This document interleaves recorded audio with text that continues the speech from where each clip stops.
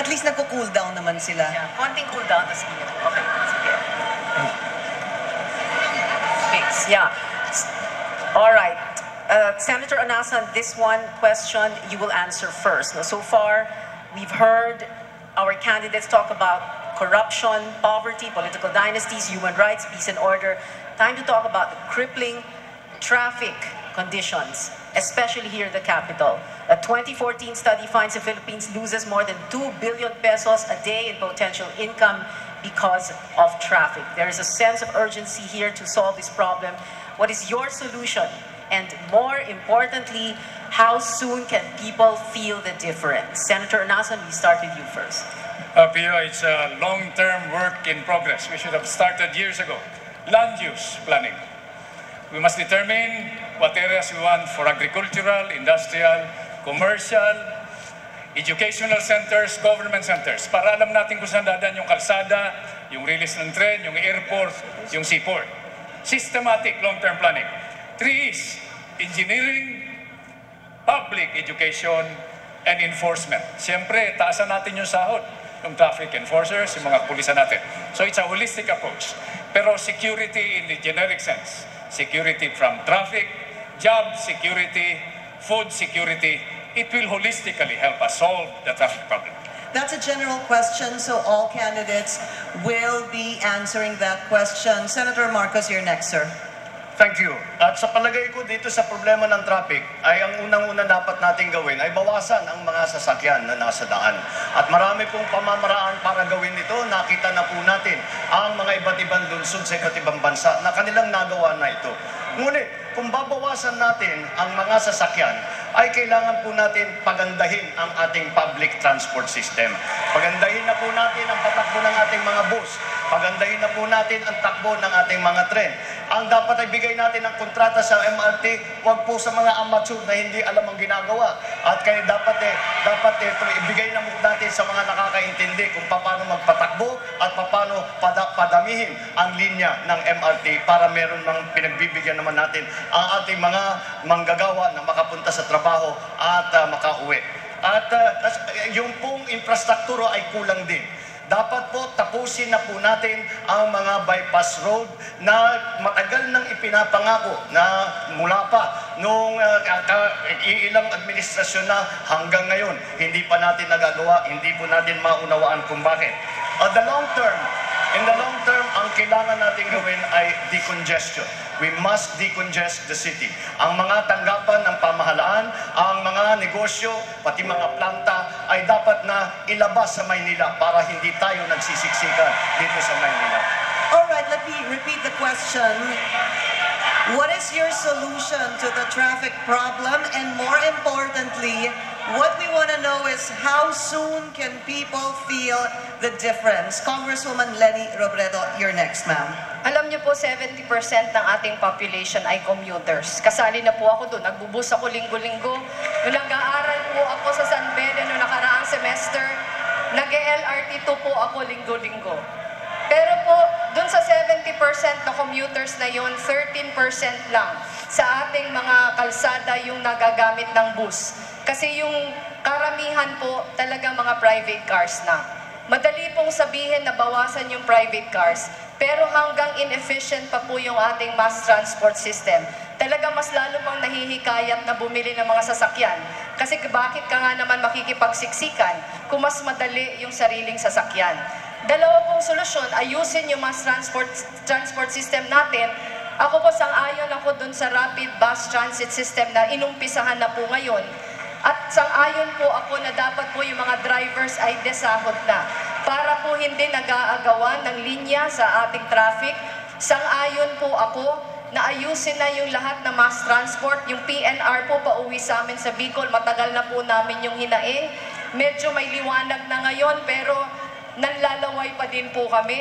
Pero yung pinaka-long-term solution po talaga pag-aayos at pagpapa-asenso ng mga kanayunan. Kami po mga taga-probinsya ayaw naman po namin madalas sa Maynila. Pero dahil nandito yung lahat na oportunidad, pumupunta kami. Pero kung ang oportunidad po nandun na sa amin, hindi na kami kailangan pumunta dito. Senator Trillanes. Ang una pong kailangan gawin ay ilipat yung Kapitolyo natin either sa Pampanga o sa Nueva Ecija. Ginawa na ito sa Malaysia, yung government centers nila, nilabas sila so na-decongest immediately ang city. Ngayon dito naman sa probinsya, kasi ang nangyari dito, pumapasok yung mga kababayan natin dito dahil nga andito yung mga opportunity. Kailangan natin ng rural development plan to develop the provinces. So that way, they will be staying there kasi doon din yung mga trabaho. Ngayon dito naman sa Metro Manila, kailangan natin i-discourage. Kailangan natin baguhin yung kultura ng pagdadala ng kotse. Paano? By creating a mass transport system similar to what they have in Singapore or Hong Kong, na kung saan naka-link yung kanilang mga railway systems. Dito po sa atin ang pwede gawin yung mga monorails. In a sense na kahit na anong parte sa Metro Manila, pwede kang pumunta at one block lang ang lalakarin mo, sasakay ka lang, may mga covered walkways, covered sidewalks, para to encourage people from to take the mass transport system at hindi na sila magdala ng kotse. Itong monorail na ito, mas mabilis to gawin kaysa dun sa LRT dahil mas malalim, mas mababaw ang hukay nito. Ito ang ginagamit nila sa, let's say, sa Sydney at sa ibang mga urban areas. So, yan yung mga panukala at gagawa kagad dyan kung immediately, pagkupo ng next administration, pasisimulan na kagad yung mga proyekto. Senator Cayetano. Kokopyahin namin ni Mayor Duterte ang mga plano nila.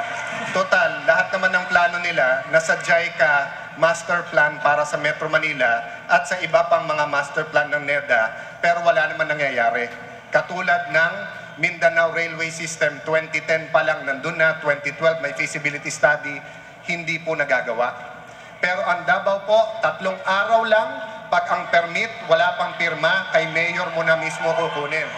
Sa syudad po ng Taguig, congratulations Lab, congratulations sa mga taga-Taguig, civil service, number 1 sa buong Pilipinas, anti-red tape. They will provide the programs, we will provide the leadership. Why? Minsan po nasa Makati ako, 9:45. Sabi ko doon sa waiter, pare pasensya na, gusto ko tikman sana yung kape nyo, pero mag-closing. Sir, okay lang. Ay ko, anong okay lang? Anong oras ka ba makakauwi? Sir, dati, nung lumang terminal pa, 1 oras kalahati. Ngayon, 3 hours. Sabi ko, 3 hours, one way? Paano na yung pamilya mo? Sir, para akong OFW sa sarili kong bansa. Ito po ang mga storya ng Pilipino na if we had an efficient railway system, an efficient mass transportation system, they would have 3-4 more hours with their family every day. But katulad ni Abaya, napaabayaan lahat ng ating tren. So kahit anong ganda ng programa mo, kung yun din ang leaders mo, wala rin po mangyayari. Again, it's leadership and political will. So how soon can we feel the difference, Senator Cayetano, under Duterte In Metro Cayetano Manila? administration? Yes. How soon? Siguro 2 to 3 years. Hindi kaya 2 ng to 3 less years. yan. All right. Senator Escudero. Tama ang sinabi nilang lahat. Mass transport system, decongest city centers, pero may dadagdag ako. Ano mang solusyon para maresolbahan ang traffic sa ating bansa? Dapat simulan sa liderato ng DOTC. Layunin namin ni Senator Grace. Tanggalin si Secretary Abaya at huwag siyang panatiliin bilang DOTC Secretary. Pangalawa, dapat maging stricto tayo sa mga kolorum. Pangunahing problema, marami na nga sasakyan, yung illegal nandyan pa. Pangatlo, ibalik ang kalye sa kotse at ibalik ang sidewalk sa tao. Alam niyo, Pinky Pia, sa gilid ng UST, parallel streets ng Espanya, 4 lanes yan. Hindi nga lang napapansin na 4 lanes, mukhang 1 lane na lamang dahil kinain na ang ating mga kalye, kinain na ang ating mga sidewalk. Matapos nating ibalik yan, pangunahin, naniniwala ko, mararamdaman agad ang kaginhawaan sa traffic dahil mababalik at magagamit muli ang dati lang dapat ginagamit ng sasakyan at mababalik at ibabalik ulit ang dati lang dapat ginagamit ng mga pedestrian at ng ating mga kababayan. Sangayon ako sa lahat ng kanilang sinabi. Dagdag lamang yun. Thank you very much. I'm sorry, sir, we really need to move on. Let's go back to our panel. A question from John Mangun, columnist for the Business Mirror. John? Like Manny Pacquiao and Miss Universe, we in Metro Manila are world class when it comes to complaining and whining about traffic. But as you've alluded to, the real economic disaster for the Philippines in terms of lost opportunity is the disaster area of provincial transportation. And when politicians talk about provincial transportation, it usually comes down to farm to market road or some scheme that's going to take 20 years and billions of pesos. An economic backbone is transportation that peace and order, food security depend upon. So if you are elected Vice President, what are you going to do to improve provincial transportation in the next 6 years? That question from John is a general question. We're going to ask Senator Marcos first to answer that. I think that is quite true that we have to, that's part of the decongestion process, na ilabas natin ang mga tanggapan at ilabas po natin ang mga negosyo sa labas ng Metro Manila nang hindi tayo nagsisiksikan dito. Ang una natin gawin ay itapos na natin yung tinatawag na North Rail System, itapos na natin yung South Rail System. Yan ay magandang pagsisimula para dito sa paglutas ng problemang ito. At ito po ay magbibigay din ng pagkakataon para sa ating mga kababayan na nasa labas ng Metro Manila na maghanap ng kanilang sariling trabaho doon sa kung saan sila nanggagaling, kung saan sila tinitirahan. The rail system is the cheapest way to move passengers and cargo. Kaya dapat nating i-develop ang ating train system dito sa Pilipinas. Nakita po natin ang iba't ibang bansa na highly developed ang kanilang ekonomiya, malaki ang kanilang inaasahan dun sa kanilang sistema ng tren. At kung ito'y mangyayari, hindi na kailangan dumagsa ang kahit sino man sa Maynila dahil ang trabaho ay nandun kung saan sila nakatira. Hindi nila kailangan umalis sa kanilang mahal sa buhay, hindi sila umalis doon sa kanilang minamahal na kanilang mga probinsya. Yan po ang mga simpleng solusyon, pero ang problema po ay hindi po tayo sa nakaraang ilang taon, hindi po tayo nakakabuo ng malaking programa sa administrasyon na ito, kaya't hanggang ngayon walang nangyayari pa. Thank you, Senator Marcos. Congresswoman Robredo. Nag-akda po ako ng 2 panukalang batas para buhayin na yung PNR. Yung isa pong panukalang batas para i-extend yung charter nito na nag-end na po noong nakaraang taon.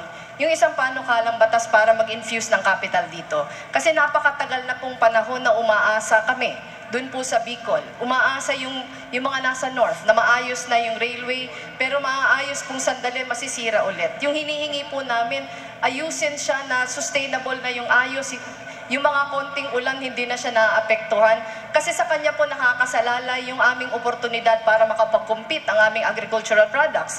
Kasi nga po siya yung pinakamura. Pero yung tinutulak po natin, hindi lang po dito sa Luzon magkaroon ng maayos na railway system. Pero pati din po sa Mindanao, na kailangan yun sa kalakihan ng lugar. Sa Cebu po, ang alam ko, nag-umpisa na din yung rapid bus transport system na talaga po makakatulong na maging mas efficient ang mass transportation.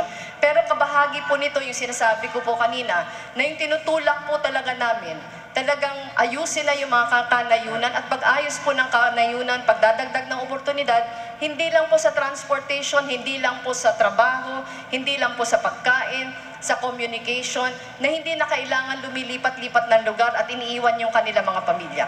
Thank you, Congresswoman Robredo. Senator Trillanes. The answer to the question is the development and modernization of the railway systems. However, pwede siya sa Luzon and some areas of Visayas only.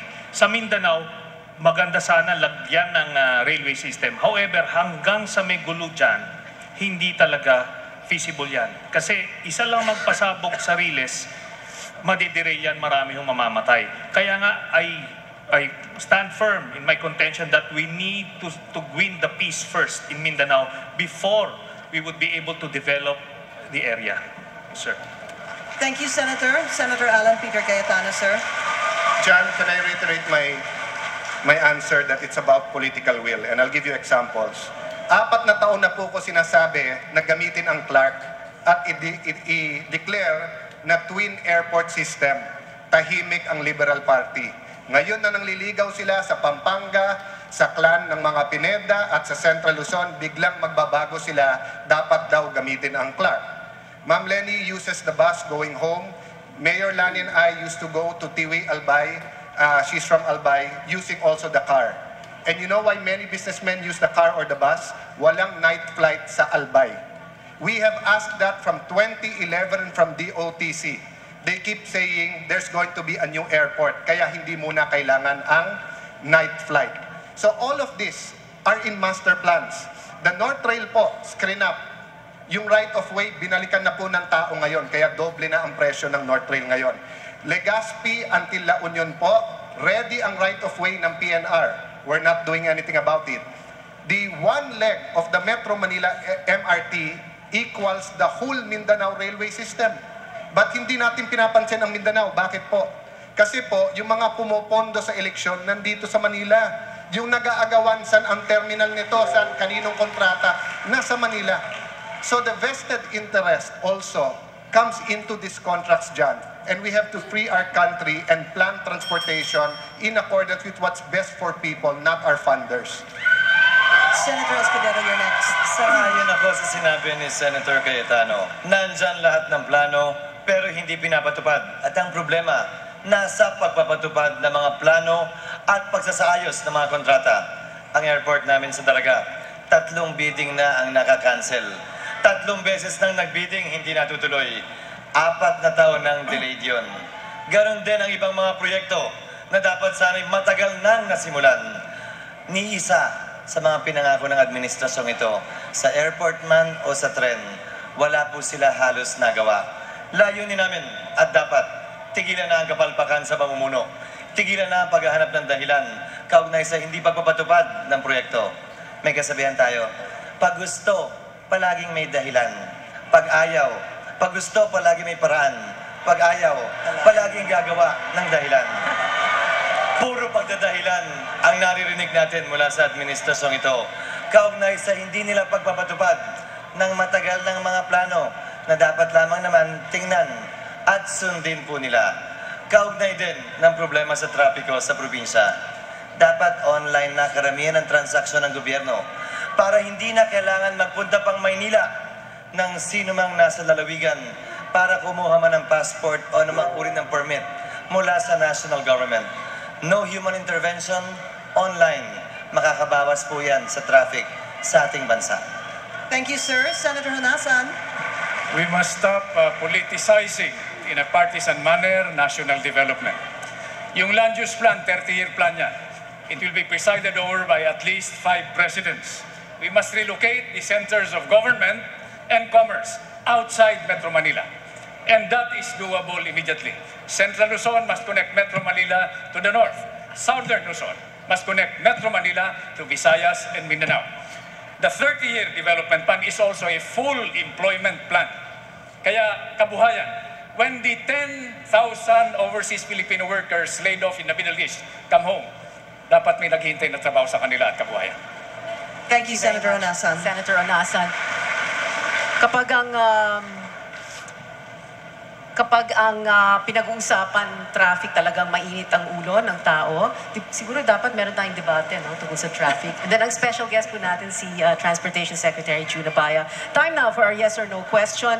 Umaaray na po ang ang taong bayan sa napakataas na income tax. Oo o hindi, yes or no, bilang vice-presidente, ipaglalaban mo ba ang pagbaba ng income tax? Yes or no? Yes, Senator Cayetano. Escudero, yes. No, Senator Honasan. Pagbaba ng income tax? Pagbaba ng income tax. Ipaglalaban mo ba pagbaba ng income tax? Kung yes or no? Yes. Yes. Yes. Ang sagot, yes, yes, yes. Lahat. There's time Yes to pala. change your mind. Live from the University of Santo Tomas, you're watching the CNN Philippines Vice Presidential Debate. Stay tuned for more. Up next, ang paborito ng mga kabataan, connectivity. Magbabalik po